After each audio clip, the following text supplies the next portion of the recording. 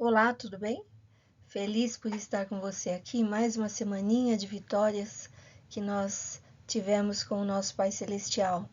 Eu sou a pastora Ana Ribeiro, dando continuidade à série Batalha Espiritual, e hoje nós estamos falando sobre intercessão criativa, já estamos no episódio 42. Mais poucos episódios e nós vamos terminar a série Batalha Espiritual. Parabéns para você que está desde o começo. E você que não está, pegue do começo que você vai ter um curso aí sobre batalha espiritual. Louvado seja Deus por isso. Vamos pedir ao Pai que Ele fale conosco. Senhor, eu te agradeço por esse meu irmão, essa minha irmã, esse meu amigo, essa minha amiga, que o Senhor trouxe até aqui, até essa sala, para falarmos sobre as coisas do Senhor. Peço que o Teu Espírito Santo fale poderosamente no coração dele, Senhor. Em nome de Jesus, concede a Tua bênção sobre ele, que haja muita cura. Em nome de Jesus. Amém, Senhor. Amém. Então vamos lá. Intercessão criativa. Essa é a lição maior que nós vamos pegar do capítulo 8. Os versículos 4 e 7 diz assim: Preparem uma emboscada atrás da cidade e não se afastem muito dela. Fiquem todos alerta.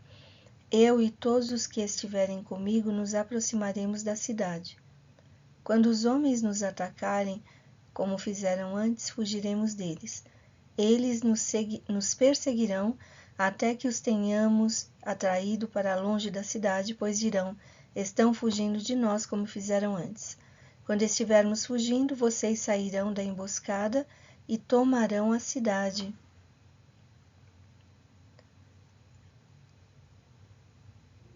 Peraí que eu perdi aqui. E tomarão a cidade. O Senhor, o seu Deus, a entregará em suas mãos. A estratégia usada aqui é a cidade de Ai. É a mesma cidade que eles tiveram uma grande derrota por conta do pecado de Acã, né? Por conta daquela desobediência. Não era para pegar nada, e Acã cobiçou alguns objetos e pegou. E aí depois daquilo eles foram lutar com essa cidade e perderam terrivelmente.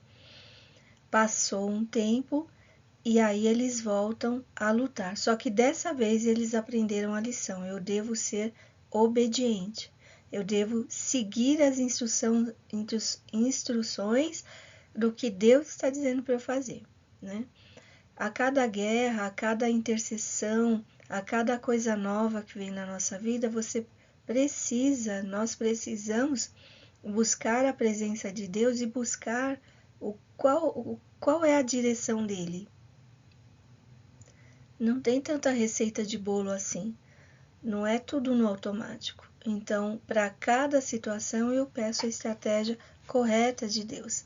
Aqui a estratégia não era derrubar os muros, como foi em Jericó. Jericó tinha que derrubar os muros e invadir as cidades e tomar posse das cidades. Aqui não era derrubar o muro, mas aqui era fora do muro. Eles lançam o rei da cidade de Ai para fora do muro, expõem esse rei ao vexame, à vergonha e à derrota.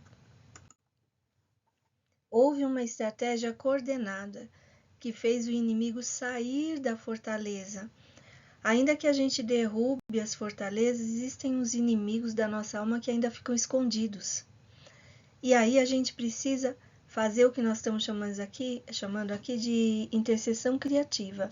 Eu preciso ir até onde esse inimigo está, mas com estratégias diferenciadas. O que eles fizeram? Eles falaram, vamos até lá, e quando eles vierem ao nosso encontro, vamos fugir. E eles vão pensar que vão nos derrubar de novo, como fizeram da outra vez, né? Só que tinha emboscada. Uns fugiam para chamar a atenção do inimigo. Enquanto isso, os outros entraram na cidade e conquistaram a cidade. Nós estamos falando da nossa alma. Então, uma coisa que a gente faz em cura interior, muitas vezes, quando a gente atende pessoas, não tem nada a ver com hipnose, nem regressão a tempos passados da nossa vida. Mas é ressignificar, a gente volta no local aonde fomos feridos, volta na memória, né? A gente lembra como foi. E essa memória, como ela vem das emoções, a tendência é sentirmos o mesmo que a gente sentiu na época do que aconteceu a coisa, né? Quando nós estamos curados, acontece isso. E aí o inimigo pode pensar, ela está remoendo de novo aquela dor, aquela ferida, aquela perda que ela teve, já está na minha mão. Aquele sentimento de rejeição, ela veio visitar porque ela está ali, ela foi derrotada. Ela não acredita que Deus curou, não acredita que é amado, né? E de repente isso é apenas uma emboscada. A partir do momento que a gente chega ali naquela memória, e chama Jesus. Senhor Jesus, esteja comigo aqui nessa memória e me mostra o Senhor me tirando daqui. O Senhor tomando a minha mão e me tirando dessas prisões de medo, prisões de rejeição, prisões de opressões, aquelas memórias amargas que doem. E aí você pode sentir o amor de Cristo ali e Ele dizendo para você, mesmo naquele momento de sofrimento eu estava com você e hoje eu estou tirando você daqui. Você não precisa ser mais preso nessa dor. É esse o trabalhar de Deus, o trabalhar do Espírito Santo. Ele não vai te dar amnésia, né? Você não vai esquecer da sua história, mas ele vai entrar ali na sua dor e vai arrancar você dali de dentro. Quando o inimigo pensa que já venceu sobre você, a sua vitória está apenas começando, né? Deus dá uma estratégia diferente para eles, e Josué desce até o vale. O rei de Ai pensou que ia vencer novamente, né? O inimigo às vezes está sentado no trono achando que tem você ali. Josué se aproveitou da derrota que tiveram para chegar à vitória, né? Às vezes aquilo que você perdeu lá atrás, Deus aproveita as experiências amargas que você passou para dar experiências novas, para ressignificar, para aprimorar o seu caminhar. Vamos lembrar de Moisés. Moisés, ele, até os 40 anos de idade, ele viveu no palácio do faraó, lá no Egito. De repente chegou numa situação que ele precisou fugir. Ele foge e vive 40 anos no deserto. Encontrou uma esposa, teve filhos, ele fez a vida dele lá no deserto. Ele sabia tudo do deserto, sabia os caminhos, ele sabia onde tinha água, onde podia dormir, ele entendia de deserto, porque ele viveu lá. Aí, quando ele passou por aquele deserto, ele volta para o Egito para buscar o restante do povo, para buscar o povo de Israel lá de dentro. E ele foi um bom líder, ele conseguiu conduzir o povo no deserto, uma estrada que ele mesmo havia passado. Tem dores que aconteceram na sua vida, perdas importantes, traumas de rejeição, de inferioridade, de abandono, sentimentos de culpa. Você sabe de cor e salteado o que significa isso. E de repente Deus começa a trazer pessoas para você que estão vivendo dramas muito parecidos com aquele que você viveu. E você passa a ser um agente facilitador para aquela pessoa passar por aquele deserto da alma dela e, e passa em segurança. Você vai dando respaldo, você dá a palavra de esperança, você ensina como lidar com as situações. Então, todas as experiências que você passou na vida, elas são aproveitadas por Deus para você ser um instrumento de bênçãos também na vida de outras pessoas. Josué ali agiu como um intercessor criativo. Na conquista da nossa alma, nós trazemos à memória nossas dores e derrotas do passado, nos expomos a elas e a partir daí retomamos nossa conquista. A gente pega esses reis aí e joga para fora do muro, para fora dos muros.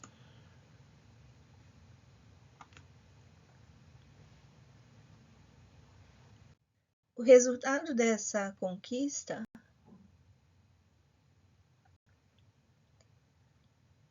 O resultado dessa conquista é a renovação da aliança que temos com Deus. O povo de Israel foi obediente e se posicionou. Então Deus se manifestou dando estratégias que os levaram à vitória. No capítulo anterior foram derrotados e abalou o povo de forma dramática por não terem seguido as instruções de Deus.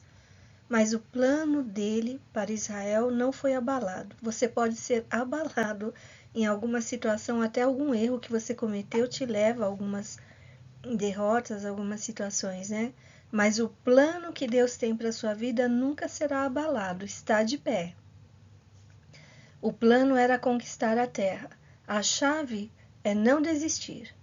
Não desista da sua história, não desista do seu chamado, não desista dos planos que Deus tem para você. Não desista mesmo quando você fracassar em alguma coisa. Levanta, né, como dizem, sacode a poeira e dá a volta por cima.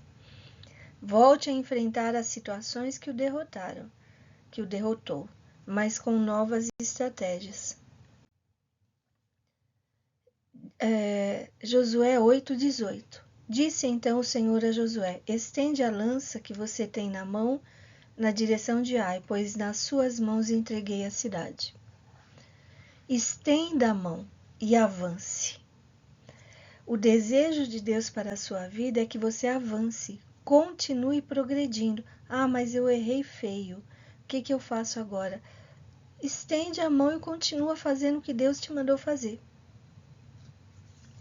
Às vezes, até os dons que nós temos, né, nem sempre sai tudo certo, tudo bem. Às vezes a gente fica decepcionado com a gente mesmo. Puxa, se você tem dom da palavra, né? Que pregação feia que eu fiz. Que confusão que eu fiz ali na exposição. Eu devia ter falado tais coisas e não falei. Eu esqueci de outras, eu me embananei, né? Ai, nunca mais vou pregar. Não dá para fazer isso, gente. Quando a gente erra, você vai reparar o erro. Na próxima vez, você vai preparar melhor lá o texto que você tem que fazer, uma explanação. Você vai ser mais dependente do Espírito Santo. Você vai orar mais, se consagrar mais, ou alguma coisa que ficou muito a desejar, você vai buscar uma correção. Então, não se autocondene ou não desista daquilo que Deus mandou você fazer por ter cometido um ou outro erro. Os erros acontecem. O problema é que nós não podemos parar diante deles e desistir de tudo. Continue, porque Deus vai te dar uma saída, você vai encontrar soluções mais para frente. Avance. Não ceda ao desânimo causado pelos erros do seu passado, jamais. E olha, isso eu tenho que enfatizar, porque uma coisa que nos desanima são erros que cometemos, né? A gente comete tanto erro que às vezes vem uma coisa na nossa cabeça assim: eu não sou capaz, eu não sou competente, eu não sirvo para isso, ou Deus não me chamou para fazer isso, por que eu estou me intrometendo? Por que eu estou insistindo em fazer determinada coisa? Deus não falou para...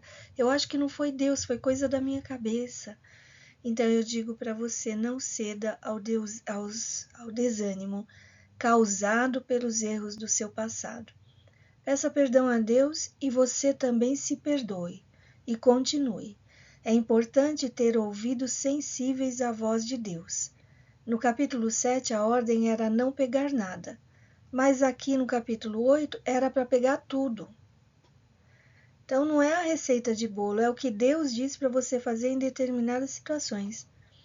Muitas vezes queremos o que não devemos querer e desprezamos aquilo que Deus nos oferece. Agindo assim, nos tornamos improdutivos e não avançamos na conquista de nosso coração.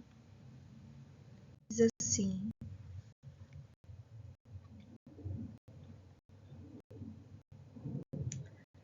então Josué construiu no monte Ebal um altar ao Senhor, ao Deus de Israel, conforme Moisés, servo do Senhor, tinha ordenado aos israelitas. Ele o construiu de acordo com o que está escrito no livro da lei de Moisés, um altar de pedras não lavradas, nas quais não se usou ferramenta de ferro. Sobre ele ofereceram ao Senhor holocaustos e sacrifícios de comunhão. Do mesmo modo que Josué construiu um altar ao atravessar o Jordão, ele constrói um altar nessa cidade de Ai, a terra onde um dia haviam fracassado, mas agora com a direção de Deus tiveram a vitória. Então é importante a gratidão, é importante adorar a Deus em todas as suas conquistas. Lá em Josué 8, 34 e 35, diz assim: Em seguida Josué leu todas as palavras da lei, a bênção e a maldição, segundo o que está escrito no livro da lei. Não houve uma só palavra de tudo que Moisés tinha ordenado que Josué não lesse para toda a Assembleia de Israel, inclusive mulheres, crianças e estrangeiros, e os estrangeiros que viviam no meio deles.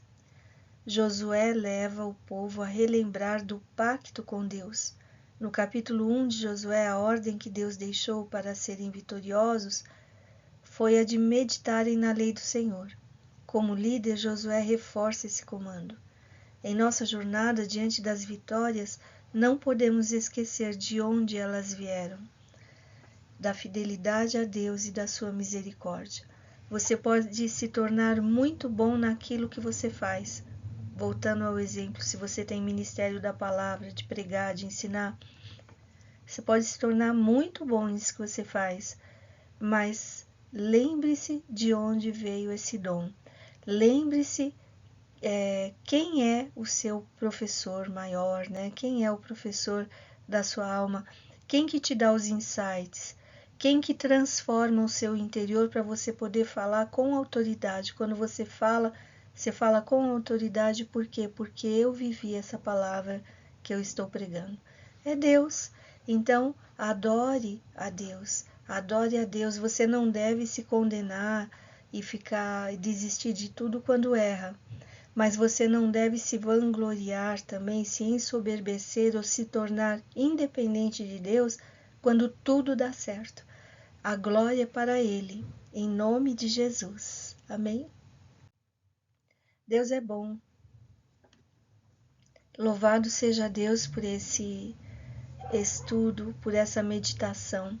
E a minha oração a Deus é que você realmente traga intercessões criativas, que você faça coisas criativas na sua libertação, na sua cura interior, que você jogue para fora dos muros o rei que está reinando o seu coração, que não vem de Deus, um rei que não é Deus, um rei que é o seu medo, sua rejeição, ou seu sentimento de culpa, um acusador que te acusa dia e noite. Joga para fora dos muros de proteção da sua alma e deixa exposto esses reis aí. Eles já foram derrotados em nome de Jesus. E siga para a sua jornada, para aquilo que Deus realmente te chamou, para aquilo que Deus sabe que você pode fazer, porque Ele já te capacitou. Amém? Até a próxima semana com Jesus, sempre, e um beijo no coração.